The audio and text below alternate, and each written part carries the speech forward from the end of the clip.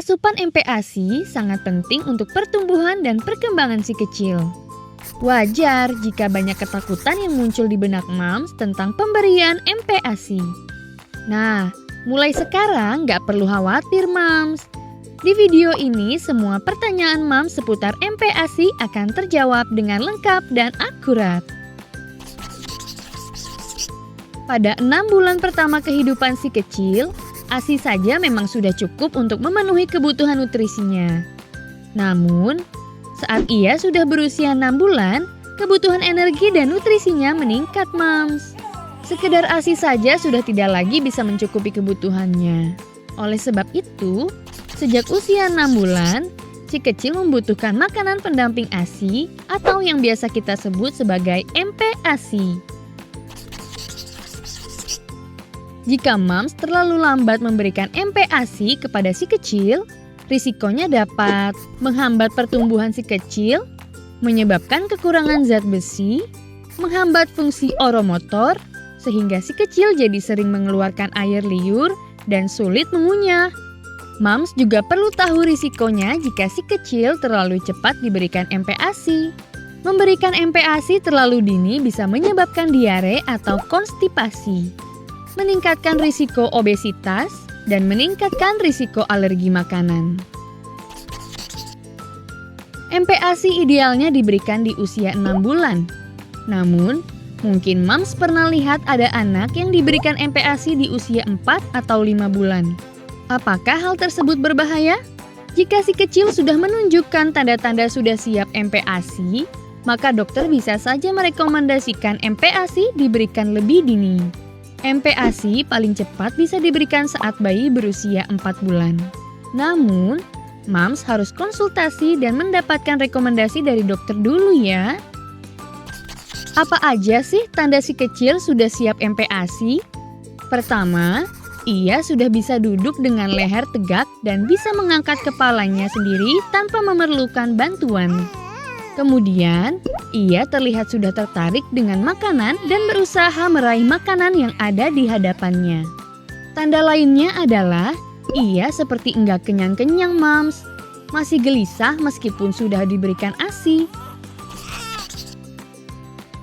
Mungkin moms pernah dengar kalau bayi harus diberikan menu tunggal di awal masa MPASI untuk mendeteksi adanya alergi atau tidak. Hal tersebut tidak benar, moms. WHO tidak pernah mengeluarkan rekomendasi menu tunggal. Baik WHO maupun IDAI menyebutkan bahwa sejak awal MPASI, bayi harus diberikan makanan beragam yang mengandung karbohidrat, protein hewani, lemak, vitamin, dan mineral. Banyak persepsi keliru bahwa MPASI instan atau komersial itu tidak sehat. Nah, perlu diluruskan nih moms, MPASI instan gak kalah baiknya dengan MPASI buatan sendiri. MPASI instan dibuat berdasarkan standar keamanan Lembaga Kesehatan Dunia atau WHO.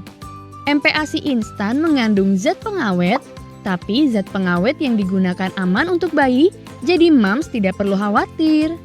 Dalam hal gizi, MPASI instan umumnya sudah ditambahkan mikronutrisi seperti zat besi, seng, vitamin, dan mineral lainnya. Jadi, MPASI instan mengandung gizi lengkap dan memenuhi kebutuhan si kecil. Jadi, moms, MPASI buatan sendiri tetap menjadi pilihan utama, namun juga bisa diselingi dengan pemberian MPASI instan. Bagaimana cara mempersiapkan dan menyimpan MPASI buatan sendiri? 1. Pastikan tangan moms dan peralatan yang akan digunakan bersih. 2. Gunakan ulekan dan saringan kawat ataupun blender untuk menghaluskan makanan. 3. Supaya lebih praktis, moms bisa membuat MPASI dalam jumlah lebih dan disimpan di freezer loh. MPASI beku bisa dihangatkan saat tiba si kecil makan. 4. Jika ada sisa makanan, jangan ditaruh kembali ke freezer ya moms, sehingga saat menakar, secukupnya saja sesuai porsi makanan si kecil. Ada beberapa tahapan tekstur MPASI, usia 6-9 bulan. 1. puri atau saring, yaitu makanan yang dihaluskan hingga menjadi bubur kental. 2. Mash atau lumat, makanan yang dilumatkan hingga halus. Usia 9-12 bulan. 1. Mince atau cincang halus, makanan yang dicincang halus. 2. Chop atau cincang kasar, makanan yang dicincang kasar. 3. Finger foods, yaitu makanan yang bisa dipegang si kecil. Usia 1 tahun ke atas, makanan keluarga yang hanya dihaluskan seperlunya. Kapan harus menaikkan tekstur? Tiap anak berbeda ya, Mams. Jadi jangan dipaksakan juga bahwa usia segini sudah harus makan tekstur begini. Sesuaikan saja dengan kondisi anak. Ketika akan menaikkan tekstur, sangat tidak disarankan untuk langsung mengganti seluruh tekstur makanan lama menjadi tekstur baru. Lakukan dengan mencampur tekstur lama dengan sebagian tekstur baru. Misalnya di usia 7 bulan, 75% bubur saring dan 25% bubur lumat. Dan kemudian bertahap dinaikkan teksturnya. Ada sejumlah hal penting lain tentang MPASI nih yang perlu Mams ketahui. 1. Telur, ikan, daging, dan ayam harus diberikan dalam keadaan benar-benar matang. 2. Pemberian jus buah tidak disarankan jika si kecil berusia di bawah 1 tahun. 3. Madu baru dapat diberikan jika si kecil berusia 1 tahun. 4. Mams bisa menambahkan sedikit garam dan gula loh, biar si kecil lahap dan tidak mengonsumsi makanan yang hambar. MPASI idealnya diberikan dengan cara responsif feeding, di mana Mams secara langsung menyuapi makanan kepada si kecil. Namun, belakangan ini banyak teknik pemberian MPASI lain yang beredar. Salah satu yang populer adalah Baby-led weaning atau BLW. Dalam teknik BLW, sejak awal MPASI bayi dibiarkan makan sendiri dan memilih sendiri semua makanannya. Tekstur makanannya juga dimulai dari makanan padat atau finger food.